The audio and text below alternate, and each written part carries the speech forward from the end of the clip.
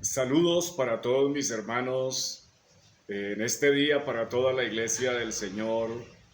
A todos les doy esa cordial bienvenida y bendición en el nombre de nuestro Señor Jesucristo. Saludo a toda la iglesia de nuestro Salvador que hoy tiene la oportunidad de reunirse con nosotros y poder compartir esta bendita palabra para la gloria de Dios. Reunidos hoy en este día 30 de octubre del año 2024.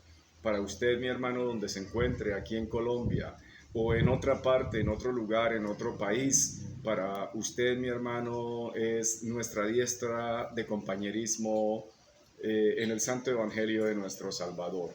Hoy esta bendita bondad de Dios me permite tener a mi madre que siempre comparte con ustedes un saludo y como iglesia, y ella en este momento lo va a hacer y vamos a escucharla.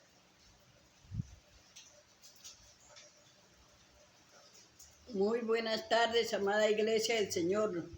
En esta tarde, como todas las semanas, tengo la oportunidad de darles un saludo de bienvenida a cada uno de ustedes, familia, hermanos, amigos que están en otros lugares, los de cerca y los de lejos.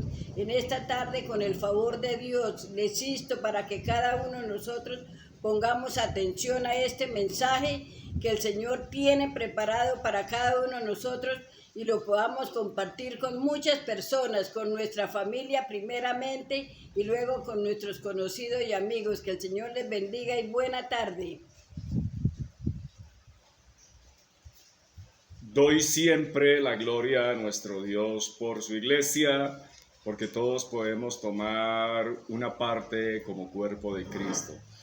Quiero invitarle, mis hermanos, hemos comenzado un nuevo estudio con todos mis hermanos y es sobre la epístola de Colosenses, las cartas de la prisión, y voy a pedirles que por favor hoy tomemos Colosenses y vamos a tomar capítulo 1 y vamos a leer los versículos 1 y 2. Voy a leer para todos ustedes. Y dice así la palabra del Señor.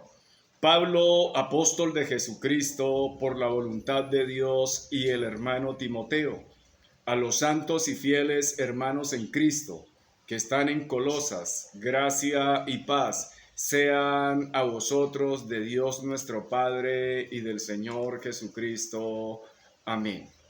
Primero que todo me encomiendo en las benditas manos de nuestro Salvador para que por medio del poder del Espíritu Santo esta palabra sea clara y esta palabra sea predicada en la dirección del Señor y supla toda necesidad y usted pueda tener comprendimiento para que conforme lo dice la palabra el Señor nos dé espíritu de entendimiento y de sabiduría para poder comprender esta palabra.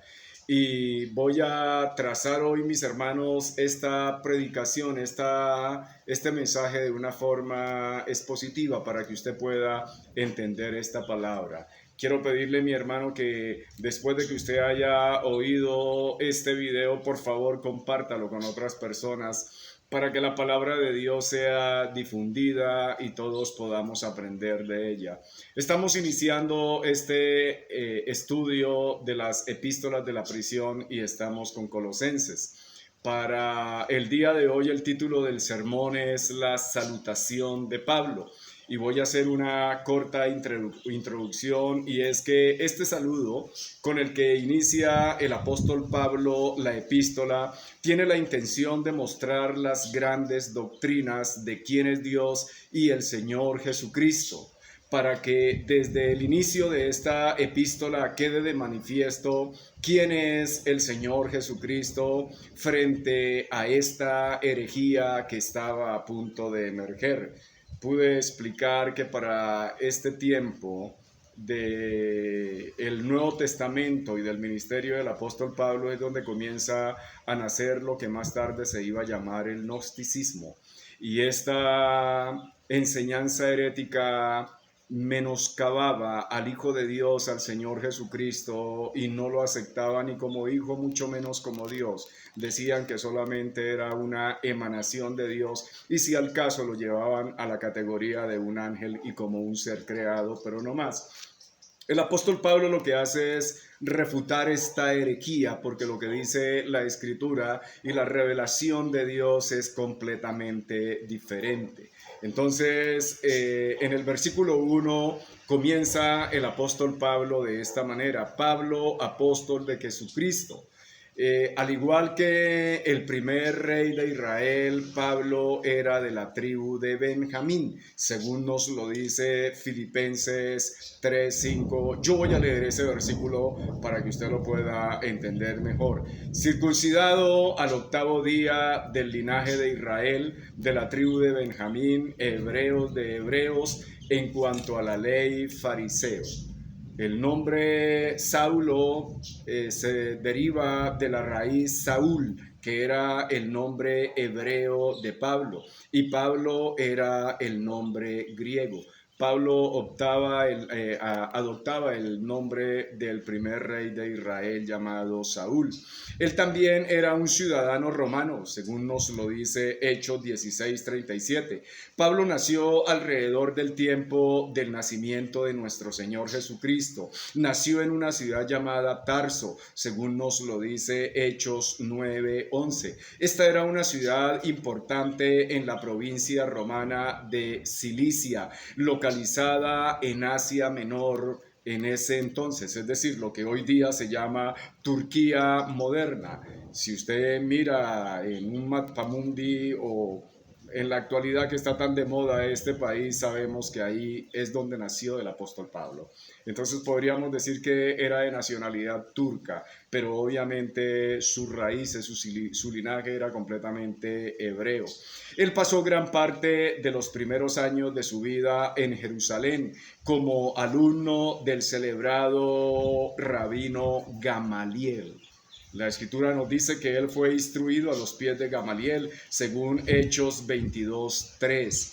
Pablo era un fariseo, es decir, un miembro de la secta judía más estricta que había para ese entonces. Lo podemos encontrar también, nuevamente lo leímos en Filipenses 3:5, pero también lo podemos leer en Hechos 23:6. Las citas, por favor, las lee usted allá en su casa con su Biblia. Aquí el tiempo no nos lo permite. Estoy haciendo una reseña porque el apóstol Pablo dice: Pablo, apóstol de Jesucristo. Pero él agrega algo: por la voluntad de Dios. Por la voluntad de Dios. Si lo miramos desde un punto teológico, entonces estamos hablando de elección, estamos hablando de gracia y estamos hablando de soberanía. Entonces se rompe el esquema protocolario del llamado de los 12 apóstoles hecho por el Señor Jesucristo. A los 12 apóstoles los llamó el Señor Jesucristo. Pablo es después llamado apóstol, pero él mismo lo está diciendo. Él es llamado por la voluntad de Dios. Y deja ver la soberanía de Dios cuando él dice que es por la voluntad de Dios. Esto es por su propósito soberano. Y aquí nos damos cuenta una vez más que quien escoge y quien llama es Dios y no los hombres. Si hoy nosotros somos creyentes, si hoy somos cristianos y estamos en este camino maravilloso del Evangelio y de la salvación, es porque el Señor nos ha escogido desde antes de la fundación del mundo. No somos nosotros los que elegimos ser cristianos a nuestra voluntad propia o los que elegimos ser servidores del Señor porque nosotros hayamos querido.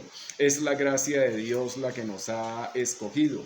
Pablo quiere que todos sepan que él es un apóstol, porque aunque la población de Colosas era primordialmente gentil, es decir, estaba compuesta de romanos, estaba compuesta de griegos, pero sin embargo había una gran colonia judía de más de 200 años antes de Cristo, es decir, la población era grande.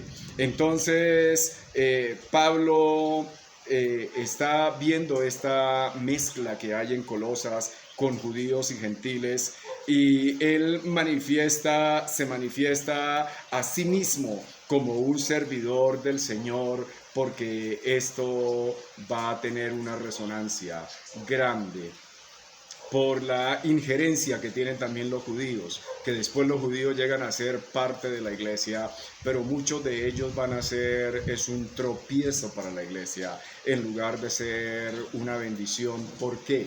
por su legalismo judío, porque ellos quieren seguir implantando el judaísmo dentro del cristianismo, y a esto el apóstol más adelante los va a llamar los judaizantes. Entonces el apóstol Pablo está dejando ver lo que es la voluntad de Dios. Entonces acá nos damos cuenta que hay algo que la iglesia va a luchar después, y es con el legalismo que viene por parte de los judíos, como el misticismo pagano, que es la herejía que van a introducir los gnósticos. Quiero decirle que la iglesia nunca se contaminó de eso, la iglesia de Colosas, en este momento de la carta, porque el apóstol Pablo está dejando ver que la iglesia de Colosas fue una iglesia que anduvo en el Espíritu, es decir, vivía dentro del propósito de Dios.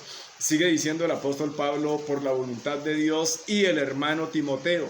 En el Nuevo Testamento encontramos una relación estrecha entre Pablo y este joven Timoteo. Timoteo fue extremadamente útil y valioso para Pablo. Aquí él dice nuestro hermano. No dice nuestro hermano, sino el hermano, convirtiendo a Timoteo en un ejemplo de lo que un hermano debe ser. Aquí debe quedar claro que es un hermano. Un hermano es una persona que ha entregado su vida al Señor Jesucristo. Un hermano es una persona que se ha unido al Señor Jesucristo en su crucifixión, en su muerte, en su resurrección, que confiesa el Evangelio tal y cual como es. Esto es un verdadero hermano. Nosotros no podemos decirle a todas las personas hermano, ni podemos pretender que una persona porque vaya a una iglesia cristiana es un hermano. Un hermano es una persona que vive, un hermano es una persona que se identifica con el Evangelio, un hermano es una persona que lleva muy en alto el testimonio del Evangelio y la obra del Señor Jesucristo en su vida, y en todo refleja al Señor Jesucristo. Ese es verdaderamente un hermano, y por eso el apóstol Pablo utiliza aquí este calificativo para Timoteo. Versículo 12, a los santos y fieles hermanos en Cristo, los que han sido separados del pecado y apartados para Dios, esos son los santos y fieles hermanos. Los creyentes en Colosas son una referencia a todos los que mediante la salvación han sido santificados, es decir, han sido apartados del pecado para vivir en el Señor Jesucristo. La palabra santo quiere decir apartado, quiere decir consagrado, quiere decir que el Señor nos separó del mundo y nosotros hemos muerto al mundo. Con Cristo estamos juntamente crucificados. Nosotros ya no pertenecemos al mundo, a sus deseos, a sus pasiones, porque eso nosotros lo hemos también crucificado. Ahora nosotros somos unas nuevas criaturas y nosotros ahora vivimos una vida nueva en Cristo. Eso es lo que es un hermano, y por eso nos lo está corroborando aquí. Dice santos y fieles hermanos en Cristo. Este énfasis en Cristo quiere decir en el Mesías, es decir, en su voluntad. Los que están en la voluntad de Cristo tienen acceso al Espíritu Santo, porque si estamos en Cristo nos beneficiamos de todas sus bendiciones eternas. Ser santo es tener la llenura del Espíritu Santo, es tener la dirección del Espíritu Santo, y el apóstol Pablo sella diciendo gracia y paz a vosotros con este saludo. Es decir, la gracia de nuestro Señor Jesucristo ha creado con nosotros algo, se llama la paz con Dios. La rebelión que nosotros teníamos fue pagada por la obra del Señor Jesucristo. Hermanos, espero que esta predicación sea para su bendición. Que Dios me los bendiga.